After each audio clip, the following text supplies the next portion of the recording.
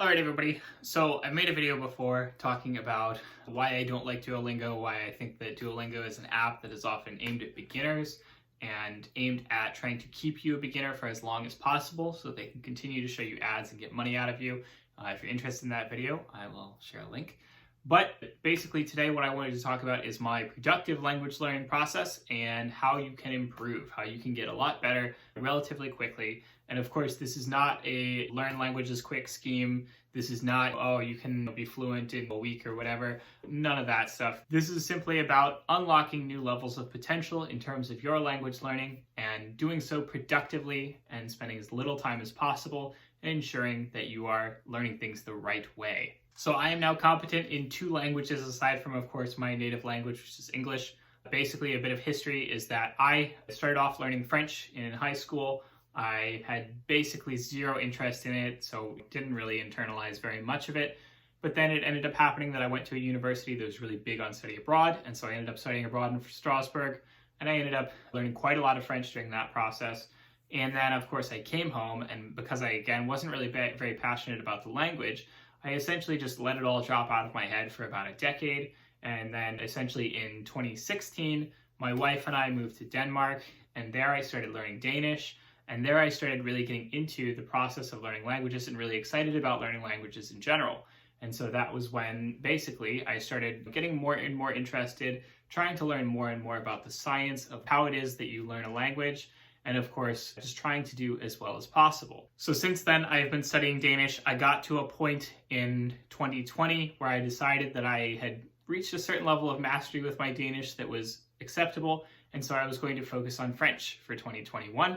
That was my sort of big 2021 goal, and I've already made decent progress on it in terms of relearning it, of course, because it has been so many years since I really learned very much. So I wanted to talk about sort of the process that I have figured out that works really well for me. Maybe it's not the best process for everybody, but it definitely works really well, and it's based on a lot of what I see in terms of the best practices from the other language learning teachers out there. So to start off, if you're a beginner, it's something where you definitely need some kind of grounding. It can really help to take classes. Maybe Duolingo is actually helpful at this stage. It helps to pick up a textbook and learn the grammar. It helps to find a most frequent word list to get an idea of sort of what vocabulary is going to be most useful for you starting off in terms of return on investment for your time. And so what you're going to want to do is you're just going to want to get started however you can, whatever makes sense. And basically just keep it that for a while. Make sure you understand the grammar pretty decently. Make sure that you have a decent base of vocabulary. And then at that point, you start to become kind of an intermediate. And sort of an intermediate is someone who really has sort of the basic grounding of the language. And instead of continuing to do sort of these things again, where it's just endless grammar exercises, endless rote repetition, stuff like that, you need to start actually being exposed to the language in sort of a native context. And so that means that, of course, you're focusing on 4 different aspects of the language. You're focusing on writing, you're focusing on reading, you're focusing on listening, and you're focusing on speaking. And what you want to do is basically just get as much exposure to those 4 as possible. Depending on the kind of person that you are, you may basically find that it's a little bit easier, for example, to focus on reading, simply because that's less social pressure and you're more able to expand your vocabulary and continue practicing the language without feeling like you're ever put on the spot when you have to speak. But of course, if you're going to be really good at a language, if you're going to really be a master of any language, you are, of course, going to need practice for all of those 4 sectors. So, of course, basically what I would say is sort of the absolute first priority is getting some reading in, expanding your vocabulary. And the app that I use for that is something called Link. Link is essentially what I would call an assisted reading app. So the way that it works is that you take any text, it can be a text on a website, it can be an ebook that you found and that you've purchased. And what you do is you give that text to Link, and then Link imports it and runs it through their own sort of process.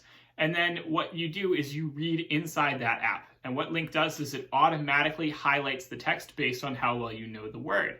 So if it's a word that you know really well, there's no highlighting, it's just a normal word. If it's a word that you've never seen before, it's highlighted blue, meaning, hey, you haven't seen this before. And then what you do is you click or tap on that word in blue. It will automatically bring up a translation crowdsourced from other users of the site. And you can also search, for example, Google Translate and provide your own translation.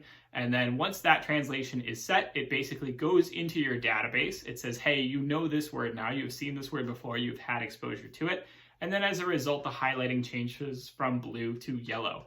And then that yellow highlighting essentially fades away and gets closer and closer to white as you master that word and get more exposure to it and so on. And so what happens is, I find that this is a really magical experience because I remember, for example, I lived in France in 2011, and then maybe in 2012, 2013, sometime around then, I was like, hey, I'm going to try and practice my French a bit. And so I got a French book and I was trying to read it, but what I found was that I didn't know a lot of the vocabulary. And so every single time I hit a word that I didn't know, I would have to then stop and I would have to pull out my dictionary and I would have to look it up in the dictionary.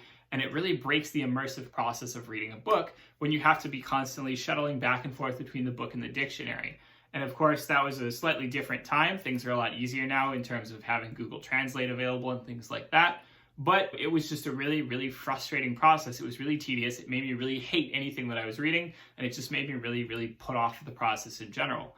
Then, of course, once I found Link, it's so simple. You can basically read anything, even if it's something that has a very high percentage of grammar that you don't really understand, because all you have to do is very seamlessly tap on that word, pick a translation, and then continue. It makes the process as seamless as possible. It makes it really easy to continue reading without having to sort of break your immersion and move on to something else and then move back.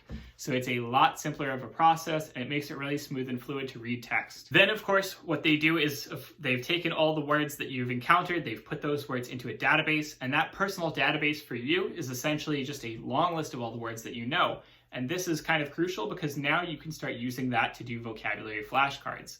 Flashcards are basically the best way to ensure that you are memorizing stuff over time. Of course, the better you do in terms of remembering a flashcard, the less frequently you're going to see it, and the worse you do, the more frequently you're going to see it. And the end result is that you are always kept fresh. The information is always kept fresh in your mind, the vocabulary is never forgotten, and you're able to maintain it basically indefinitely with regular practice. And flashcards are also super simple, and they can be done basically anywhere. Now, personally, I do not like Link's flashcard system that much. Their internal flashcard app is not great. However, they do offer you the option to export those flashcards as a file that can be used by Anki.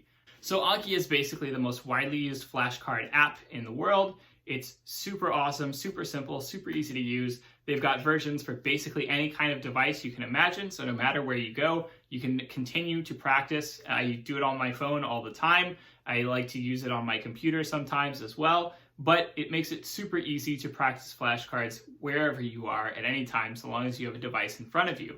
And what you do is you just make sure that you're practicing a certain number of flashcards every day, and then that way, again, it just keeps everything fresh and you're able to ensure that you don't forget all of those words that you have learned and that you are able to memorize those words that may be a bit difficult in terms of the vocabulary, and it takes a little bit of time and a little bit more repetition to get it to really sink in. So what I do every single day is that I would say that I spend about 15 to 20 minutes doing some reading in my target language. That enables me to expand my vocabulary a bit, pick up new words, learn new things, and so on. And then I spend about 10 or 15 minutes doing language practice flashcards in Anki. So all in all, it takes me about a half an hour a day per language. And this is basically sort of the bare minimum. It enables me to continue developing my skills while, of course, being relatively a small time investment. And I mostly am able to do that sort of on morning walks. It's something that you could easily fit into a commute and so on. At the same time, of course, if you want to push that further, if you want to spend more time reading and expanding your vocabulary even further, that's great, that's awesome. Whenever you have the excess energy, put it in, do it. No reason not to. And then, of course, around this time also, you want to be focusing on other methods of getting exposed to the language. So, of course, listening to podcasts, watching YouTube videos, watching Netflix series, and so on. It's so much easier today to find content in your target language than it was, for example, 10 years ago before the internet was as developed as it was.